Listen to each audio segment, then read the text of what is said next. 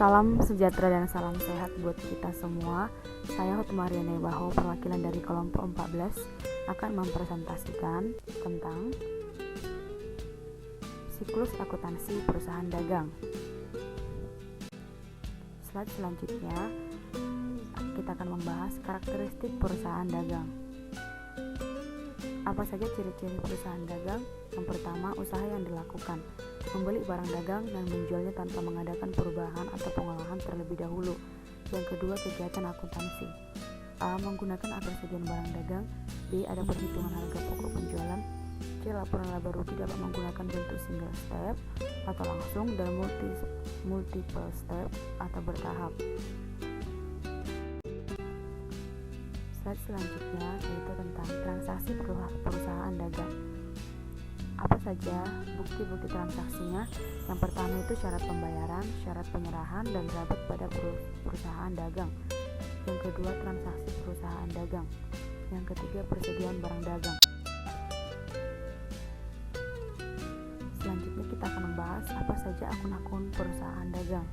Yang pertama yaitu akun persediaan barang, yang kedua akun potongan pembelian, yang ketiga akun retur penjualan dan pengurangan harga, yang keempat akun pembelian, yang kelima akun beban angkut pembelian, yang keenam akun potongan penjualan, yang ketujuh akun retur pembelian dan pengurangan harga, dan yang terakhir adalah akun penjualan.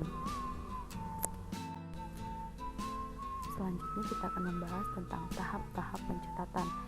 Tahap pencatatan yang pertama adalah transaksi. Kita harus terlebih dahulu melakukan transaksi kepada penjual atau pembeli.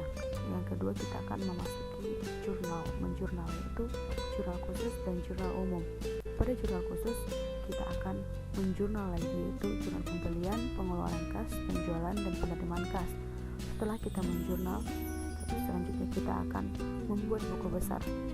Setelah selesai buku besar, kita akan membuat neraca saldo, dan yang terakhir kita membuat kertas kerja.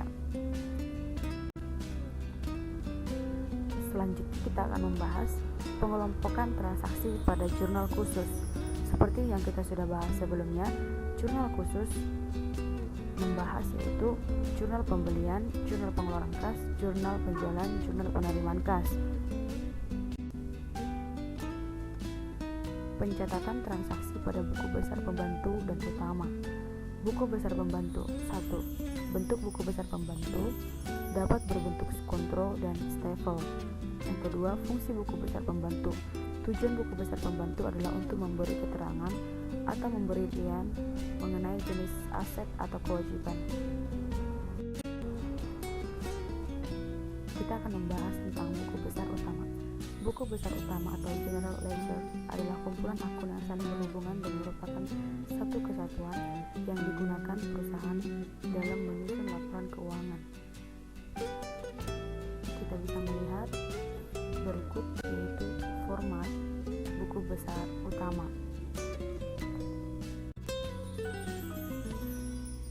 Yang berikutnya yaitu tahap pengiktisaran, neraca saldo. Ini merupakan contoh format neraca saldo ketika kita sudah menyelesaikan buku besar utama. Jurnal penyesuaian perusahaan dagang. Di perusahaan dagang juga kita akan membahas tentang jurnal penyesuaian. Yang pertama, jurnal penyesuaian persediaan barang dagang dengan pendekatan ikhtisar laba rugi. Yang kedua, jurnal penyesuaian persediaan barang dagang dengan pendekatan harga pokok penjual. Yang ketiga, jurnal penyesuaian persediaan barang dagang untuk sistem perpetual. Yang terakhir, jurnal penyesuaian untuk transaksi lainnya.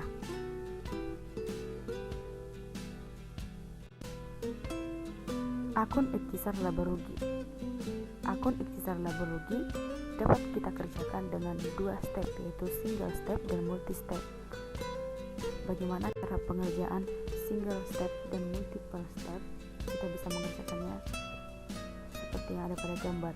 Yang berikutnya itu tahap laporan. Tahap laporan kita bisa lihat yaitu harga pokok penjualan, laporan laba rugi, laporan perubahan modal, neraca, laporan arus kas, jurnal penutup, neraca saldo setelah penutupan, dan yang terakhir adalah jurnal pembalik.